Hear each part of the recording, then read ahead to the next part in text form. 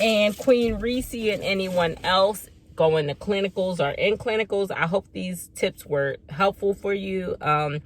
Anything that you feel like you have a question about, like maybe I didn't address or something, just message me and I'll get back to you guys. It's my life.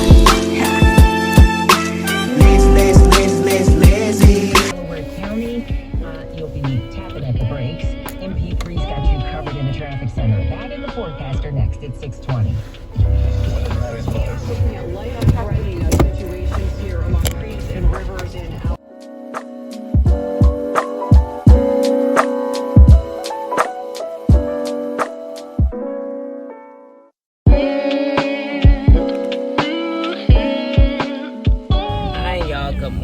Good morning. Today is Sunday morning. I thought I was going to In 3/4 of a mile, take a slight right. I thought I was going to record for y'all a little bit, but apparently not. I was not on the schedule for today.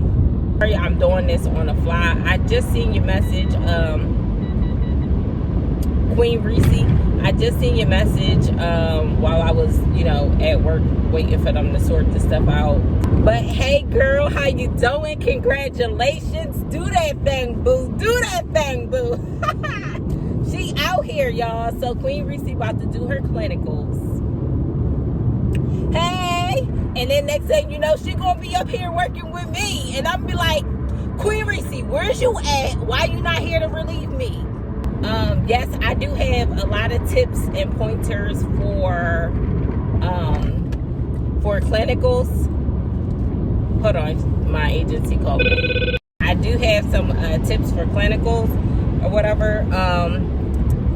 First thing first, clinicals, y'all already know this because it's been a whole thing throughout nursing school. Make sure that y'all are on time. Y'all going to hear that when people give med pass tips, first nursing job tips, clinicals, nursing school, all that. It's always make sure you're on time. Just be on your best behavior as far as make sure your appearance is good. We don't really need to say all this, but I'm gonna just say it anyway, so nobody can say I didn't teach the little ones. Say that. Look at me, swear I'm doing something. All right, y'all. Yeah, make sure y'all appearance is good. Iron y'all scrubs. That in itself goes a long way. Tuck your shirts in, all that good stuff. Your shoes clean and all that. And put on socks, y'all. Sometimes people was coming with no socks on, like, we don't want to see your rusty, crusty ankles with these high water scrubs and the wedgie scrubs. Like, come on now. Don't wear no wedgie scrubs, Queen Reese. I hope you ain't been wearing them.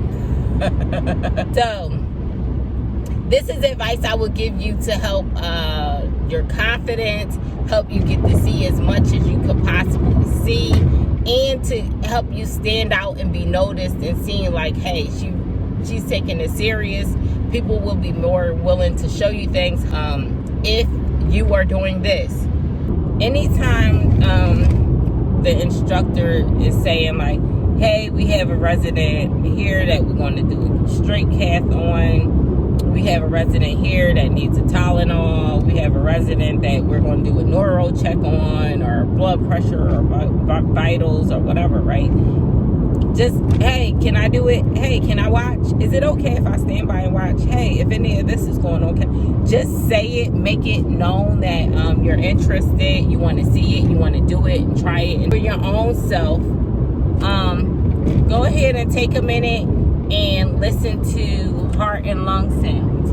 Anybody that you go in and talk to, you just go and checking in on the resident, you're going to help feed somebody or something like that, introduce yourself to them, let them know, you're a nursing student, you're here to help them out, and, learn a little more about their care, and you're going to, whatever you're about to do for them, you're going to help feed them, you're going to help them with the bath or get dressed, and say, but first, is it okay if I just take a listen to your chest, take a listen to your heart sounds, take a listen to your lungs, things like that. Now, you don't have to do any of that, but that's just advice.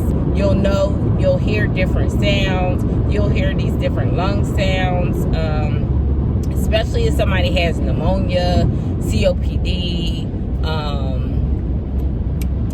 any breathing, any kind of respiratory issues or things like that, just try to jump in and listen to some heart and lung sounds and things like that, just for your own, thing. Somebody that has AFib, jump in and listen to the heart sounds.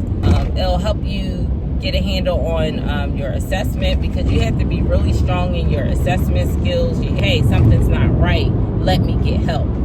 You know what I mean? So you want to at least be able to know, like, something doesn't sound right, something doesn't seem right, let me go get somebody.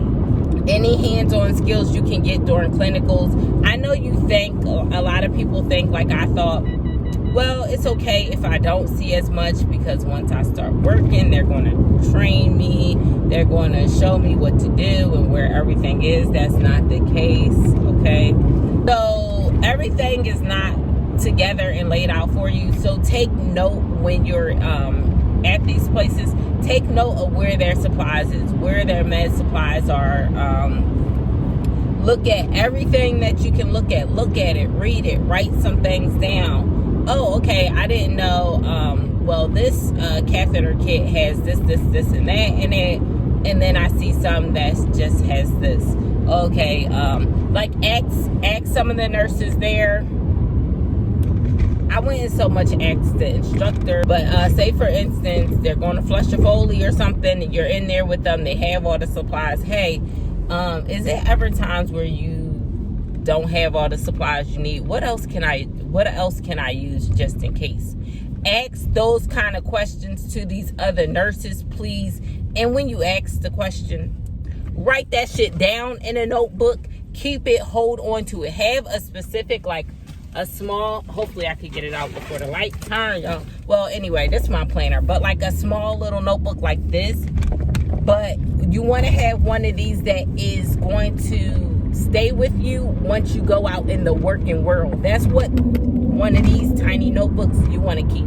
Put future work or nurse tips, whatever, and only put that stuff in that notebook and keep it with you. Your classmates that that seem to want to try and do things, get a couple of their phone numbers that you can text them. As you go through things, you guys might not be in the same clinicals, but you might have seen something at different locations. Even once you get working, you might text them like, hey, did you ever do this and that before? Or, hey, do you remember somebody that you can reach out to? I'm telling y'all, that is so valuable. What else? Yes, so ask, hey, if you don't have the right size syringe, or if you don't have, you know what I mean? What else can I use? What else can I do? Because a lot of these facilities, like y'all probably already know and will learn, do not have supplies, don't have enough supplies, they take too long to reorder supplies, or you gotta just make it work, make something shake. Some stuff you cannot get around, you have to do, so you can't really push it off like, oh, we waiting for pharmacy, we waiting for supplies and stuff like that. Some stuff you can't push off and wait for, regardless of what the situation is, so you gotta make something shake. So that's a huge tip. Please have that notebook and write down different things. Wounds. Jump on that so much, y'all. Ask these other nurses, ask your instructors and everything like that. Make sure that they're walking you through, okay, what to do for these wounds. Very detailed note of everything I did, the wound location. I measured the wound, did all that kind of stuff, but I would not stage it because I don't want to put that in and then they're saying you're taking us, doing something that's out of your scope or whatever. So we know we won't be staging wounds or whatever, or doing initial assessments supposedly. Let me see. Giving a med, putting oxygen on somebody, taking somebody vitals, repositioning somebody. Don't bother too much with, oh, I gotta do this stuff. I gotta do this stuff endlessly all day, every day while I'm here. Folk, try your best to see what you can see. Focus in. If anybody is on an IV, anybody is on a antibiotic that needs to be reconstituted. If anybody has a wound, even a dressing change. Even with some people, they just get like, you just soak some gauze with betadine. and just like, you know, clean the area and leave it open to air or whatever for some people. Even something like that, just get in the habit of it. You know what I mean? And those wounds, you're going to see those wounds. You're going to have to do a lot of treatments, putting creams on people and patches and stuff like that. Insulin, while you're at clinicals, verify it with someone. Verify it with the instructor, the other nurse. Now, in the real world, yeah, it's supposed to be like that. It's not going to be like that when you're at work, but you want to show them that you know that this is what's supposed to happen, and you want to show them that you're doing it that way. I'm sorry I'm taking so long, but I'm just trying to make sure I go over good tips, and plus it's too much to message you back all the stuff. Good thing, have a clipboard. If you can have one of these kind of clipboards, 10 times better for yourself. Now that we're wearing masks and stuff, you could put like an extra mask or two in here, have your little notebook. And plus, these kind of clipboards, little cheat sheet clipboards, have, you know, like the injection sites, and then it goes over like vital signs, just in case you get a little nervous, get thrown off. Then it has like some lab values and stuff on here, and the IV sizes and stuff. But also on the inside, it's going to be more cheat sheet stuff up top. My farm flashcards, I took these with me the whole time during clinicals. The instructor would say, like, okay, this is the list of the person's meds. Go look up their meds, you know, see what it, like, she would have us look up the meds, write down, like, you know, everything about the med, why the person is taking it, like, go through each of their meds. So that way, when we went to give them their med, we could say, oh, okay, like, this is your tramadol or whatever, you know, like for pain and da-da-da. This is your gabapentin, this is for nerve pain, neuropathy.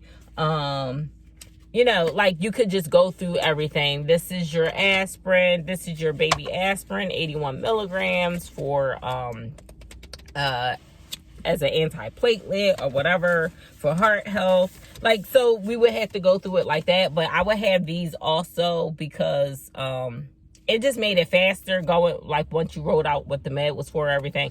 And then, too, it's kind of like the picture on the front kind of give you a quick idea of, like, what category. So I would have something like that. Have all your supplies. Like I said, have a clipboard. Please carry a fanny pack. Carry a fanny pack so you can put 1,000 pens in here. You could put a tiny little notepad. And for me, I clip my wrist blood pressure cuff on here. I also have this one. I have another wrist blood pressure cuff, but I have the upper arm one. But this is how my upper arm blood pressure cuff looks. So you can also clip this on here. I usually don't because it's too heavy. I just put it in the drawer because I don't usually use this as much.